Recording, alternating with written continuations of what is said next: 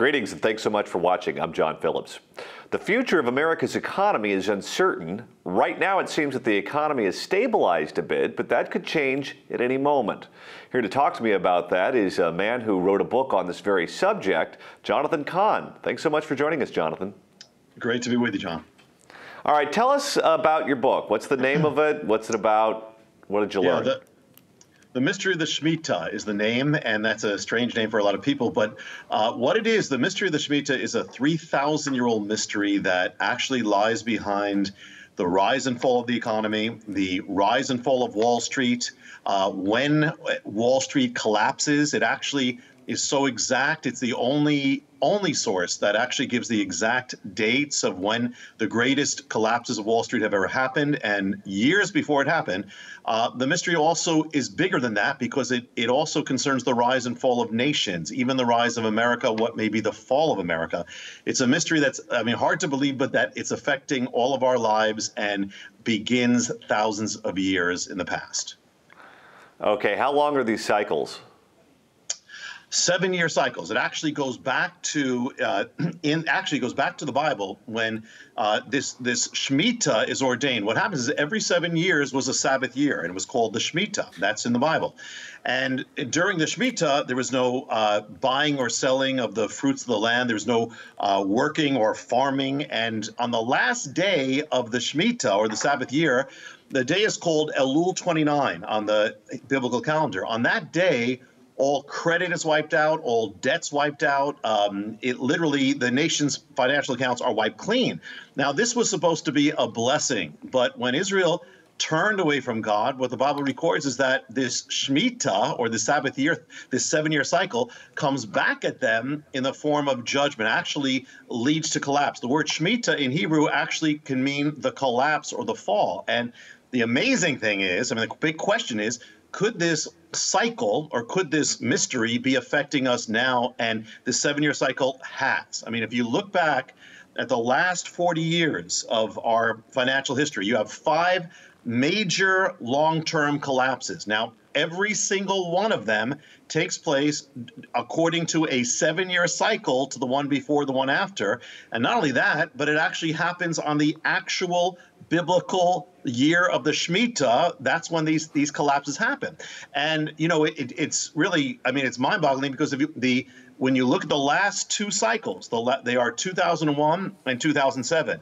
And when you look at that, in 2001, you had the greatest Wall Street collapse in history up to that day. It was September 17th.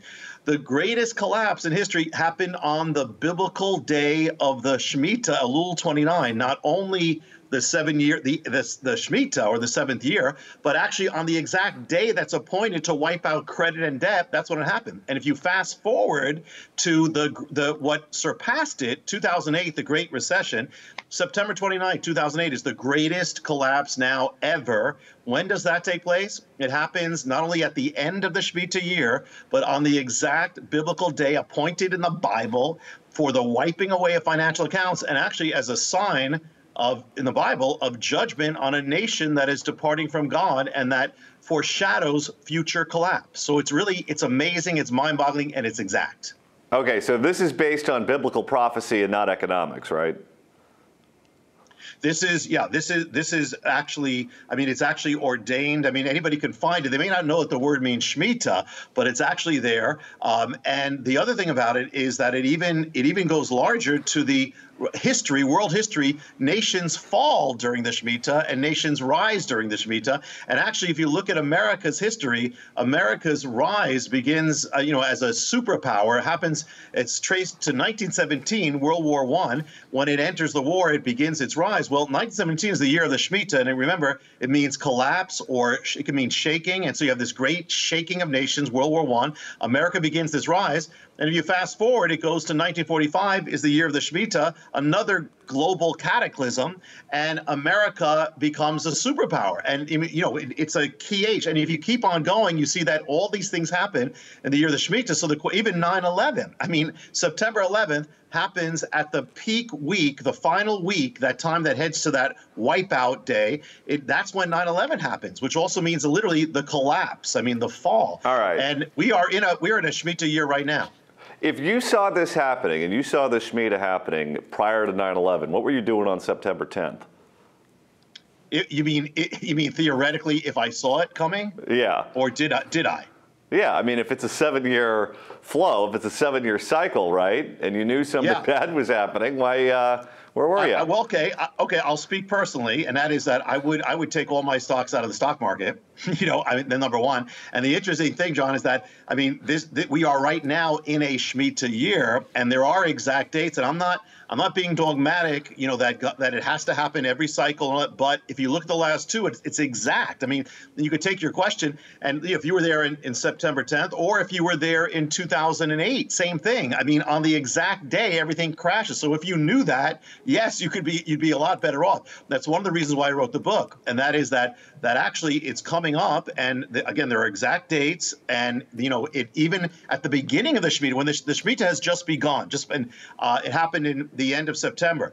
But the peak of the Shemitah is always at the end, towards that day I told you about, which is that Elul 29. So if something is going to happen, I'm not saying it has to happen during this time, but it could very well, and I'd be very prepared, and that is that it would tend to happen towards September or towards that peak time. And when the Shemitah began this year, already things started happening. You know that in the first 2 weeks, the American age came to an end. We were replaced by China. We're no longer the number one economic power on earth. Things have already been changing and getting destabilized. So yeah, I'm not a financial analyst, but I'm telling you, if you see this, and that, again, it's like I put graphs in the book, but it's exact.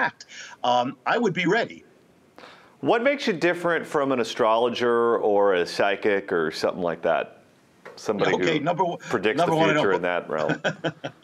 Yeah, number one, I don't believe in that. So but number two, this is by the Bible. I'm not predicting things by saying, I saw this in the stars. The fact is that this pattern is established, number one, in the Bible. Number two, actually, I found out only after I wrote the book, when I looked at on the internet, that there are several major financial analysts who have identified this 7-year cycle, and not only that, but they identified it to the year of the Shemitah without even realizing it was the Shemitah. Who are these analysts? I can give you I can email it to you. You can put it on the web if you want, but I have several of them. One is called the Elliott Report, and there's about I probably have about 7 graphs of these seven different things, and there are others who are actually saying that 2015. Well, how about like an economist you would see in the Wall Street Journal or on CNBC, or any of them saying this?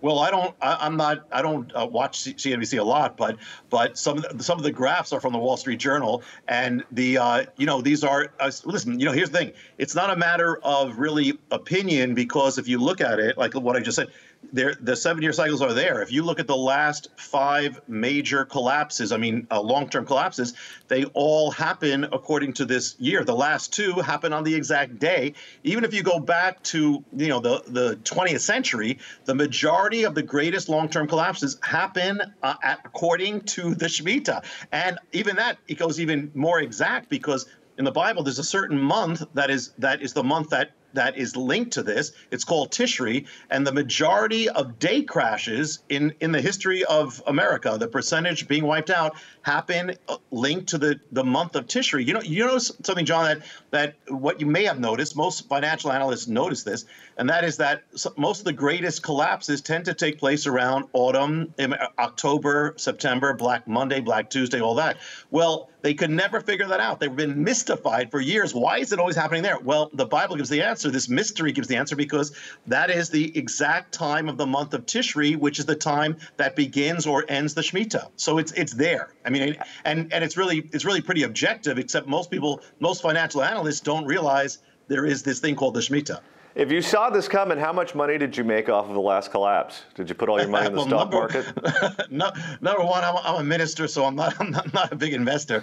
But the thing is that I saw this. This kind of follows the Harbinger, which is the first book I wrote, which is linked to signs that appeared in America that appeared in ancient Israel that are signs of warning of judgment. And actually, that from that comes the Shemitah. So I'm not a big investor, but I can tell you, and I will just say this. I do give dates in the book, but I am saying that I personally would not feel safe having money in the stock market as we proceed towards towards September. The other thing is that I'm not saying, again, it dogmatically has to happen at this time. I do believe, regardless of when it happens, a great shaking is coming to this land, and I believe we need to be ready.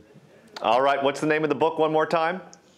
Thanks, John. The name of the book is The Mystery of the Shemitah, and it's available. The first book is The Harbinger, but they're available everywhere, from Amazon online to every bookstore. Everywhere you go, you can find it.